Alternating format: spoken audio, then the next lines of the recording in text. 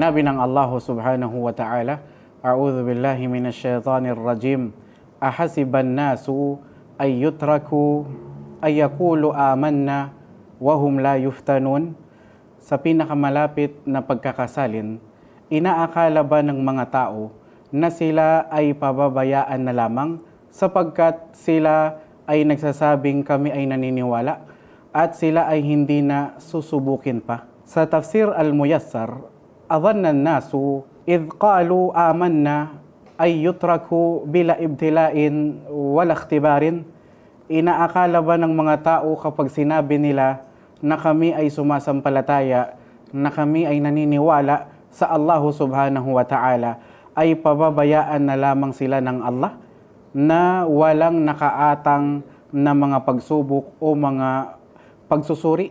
Ito ay tumutukoy sa kahulugan ng talata na ang pananampalataya ay hindi sapat sa salita lamang, kundi ito ay sinusubok sa pamamagitan ng mga suliranin, mga pagsubok at hamon upang mapatunayan ang katapatan ng paniniwala.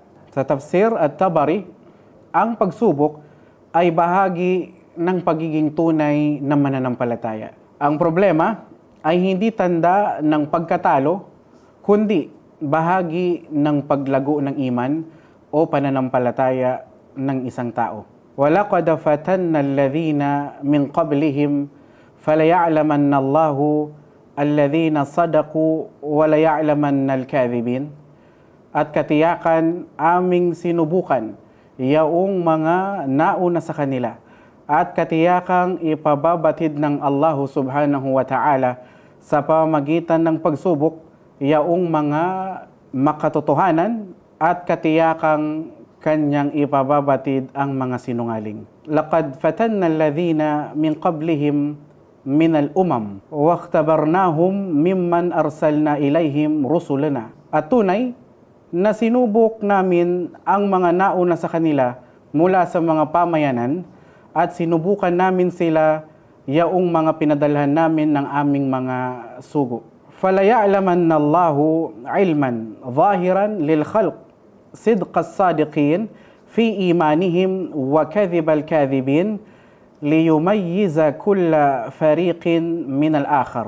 Kaya tiyak na ipapakita ng Allah subhanahu wa ta'ala sa mga nilikha ang tunay na kaalaman hinggil sa katapatan ng mga tapat sa kanilang pananampalataya at ang kasinungalingan ng mga sinungaling, upang maihiwalay ang bawat pangkat sa isa't isa. Ipinapaliwanag nito na ang pagsubok ay isang paraan upang maipakita kung sino ang tunay na nananampalataya at kung sino ang mga hindi, upang malinaw na maiba ang tapat sa mga yaong mapagkunwari. Sinabi ni Propeta Muhammad sallallahu alaihi wasallam, "Idza ahabba Allahu qauman ibtalahum, faman radiya falahu ar-ridha, wa man sakhita falahu as-sakhat."